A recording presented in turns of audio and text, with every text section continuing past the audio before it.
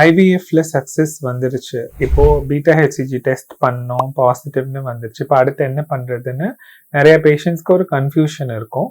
இப்போ beta HCG பாசிட்டிவ்னு வந்த பிறகு நம்ம வேல்யூவை பார்க்கணும். இப்போ வேல்யூ, அந்த பீட்டா ஹெச்சிஜி வேல்யூ 1500 விட அதிகமா இருந்துச்சு அப்படின்னா அப்ப டாக்டர் அவங்கள ஸ்கேனுக்காக கூப்பிடுவாங்க. ஸோ ஸ்கேன் பார்க்கும் போது நம்மளுக்கு யூட்ரஸ்குள்ள பிரெக்னன்சி இருக்காங்கிறது தெரியும், பிரெக்னன்சி 1 2 3 அப்படிங்கிறதும் தெரியும்.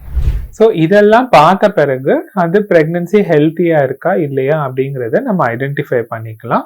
எக்டோபிக் பிரெக்னன்சியை நம்ம ரூல் அவுட் பண்ணிக்கலாம். அதாவது கர்ப்பப்பையில இல்லாம கருக்குழாய் இல்ல வெளியில எங்காவது போய் பிரெக்னன்சி தங்குறதுக்கும் வாய்ப்பு இருக்கு ஐவிஎஃப் பண்ணாலுமே. ஸோ இதெல்லாம் நம்ம ஸ்கேன் மூலமா தெரிஞ்சுக்கலாம்.